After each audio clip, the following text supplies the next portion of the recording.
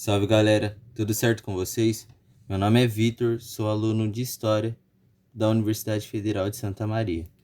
Nesse episódio, vou explicar para vocês a emergência do movimento fascista na Itália e nazista na Alemanha, período também conhecido como Entre Guerras.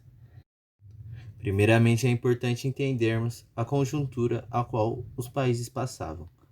Após a Primeira Guerra Mundial, a economia dos países estava praticamente quebrada, a inflação estava em alta e a fome imperava nos países.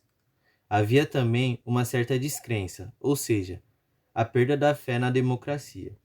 É justamente nesse contexto que os movimentos de extrema-direita ganham força em toda a Europa. Para exemplificarmos, a Itália fascista, de Mussolini, e a Alemanha nazista, de Hitler. Também temos a Espanha franquista e Portugal com o movimento salazarismo.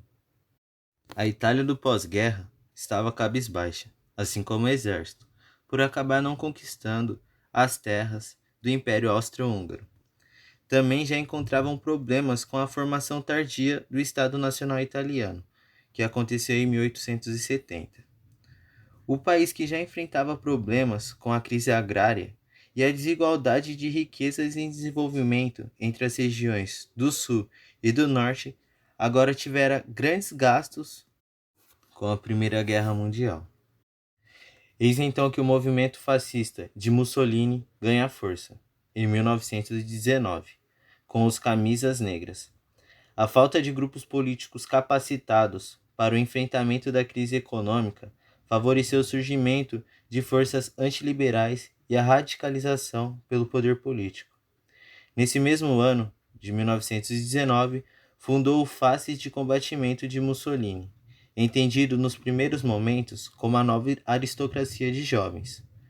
Pode-se considerar que o Fasces de Combatimento são precedentes do PNF, ou seja, o Partido Nacional Fascista, fundado 2 anos depois, e com a plena intenção de outorgar para a organização fascista uma dimensão puramente política capaz de lutar pelo poder do Estado.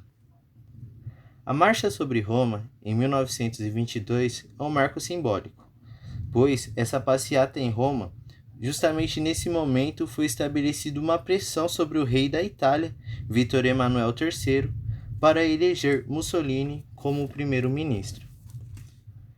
Nesse instante, o Partido Fascista chega ao poder. Em 1925, Mussolini se autodeclara ditador. O seu governo estabelece características com o militarismo, o nacionalismo exagerado, o partido único, o anticomunismo e o culto ao Estado e ao líder, estabelecendo assim perseguição aos seus opositores. 1929 é um período importante, também conhecido como a Crise de 29. Acontece a desconfiança do liberalismo.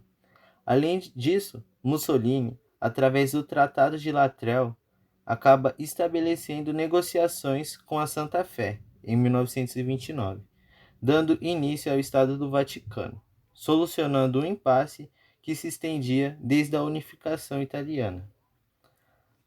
Após a crise de 29, Mussolini estabeleceu o arroxo salarial, ou seja, o congelamento do salário, e assim também congela as inflações.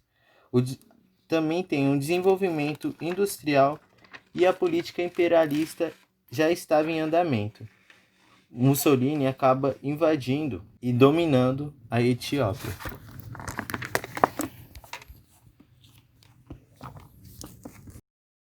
No mesmo instante, está em vigor na Europa a ascensão do nazismo, a qual irei me deter a falar um pouco mais. O que ambos movimentos tinham em comum era a forma de utilização da comunicação, manipulando informações a respeito da cidadania, além de ambos movimentos serem seguidores do darwinismo social e, consequentemente, serem expansionistas. A Alemanha, assim como a Itália, estava debilitada no pós-guerra. Um dos principais motivos, as rigorosas demandas estabelecidas pelo Tratado de Versalhes, assinado no final da Primeira Guerra Mundial. A população também enfrentava o desemprego e a alta inflação.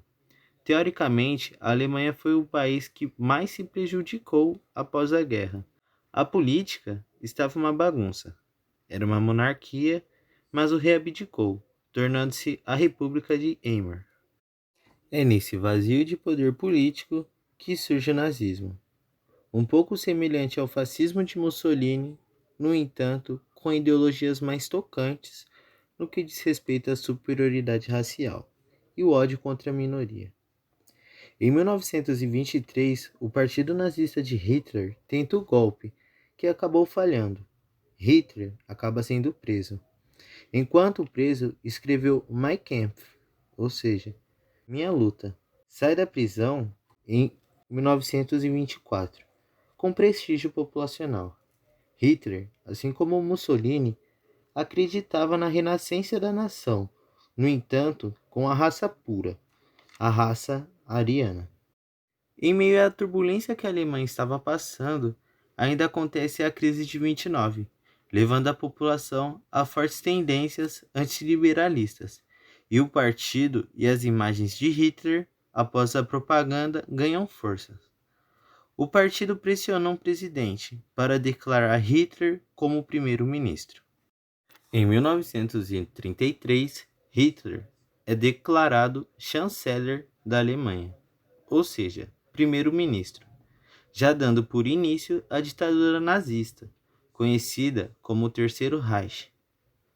O presidente falece e Hitler concentra ainda mais seus poderes sobre a sua pessoa, dissolvendo os sindicatos de esquerda.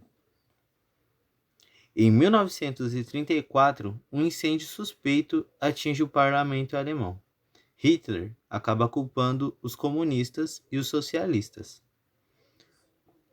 Cria a Lei Nuremberg em 1935, que amplia ainda mais a discriminação aos judeus. Extingue todos os partidos que se opõem a seu sistema, promove a queima de livros em praças públicas, o investimento pesado em propagandas. Além disso, promove a Olimpíada de Berlim em 1936. Hitler, semelhante a Mussolini, também promove o arroxo salarial, ou seja, o congelamento salarial e a industrialização do país, e, consequentemente, uma melhora econômica. Nos primeiros 6 anos, os valores de Hitler foram positivos economicamente, melhorando os dados da Grande Depressão que o país passava durante anos, entre o pós-guerra. Além disso, Hitler começa a investir na força em campanhas militares, o que era expressamente proibido no Tratado de Versalhes. Para exemplificar, a criação da juventude de Hitler. Com a ideologia de expansão, ou seja, o espaço vital, a superior raça ariana necessitava de novos territórios. Logo, Hitler acaba conquistando alguns territórios, como a Áustria e a anexação da Tchecoslováquia. Posteriormente, Hitler acaba invadindo a Polônia, dando início à Segunda Guerra Mundial. Sobre a atuação desses governos durante a Segunda Guerra Mundial, irei me deter em outro episódio, pois trata justamente sobre a queda desses governos totalitários. Espero que vocês tenham gostado do episódio A Emergência do Fascismo e do Nazismo na Europa. Aguardo vocês numa próxima e convido todos a seguirem e acompanhar nossas produções de conteúdos históricos em todas as plataformas virtuais e digitais.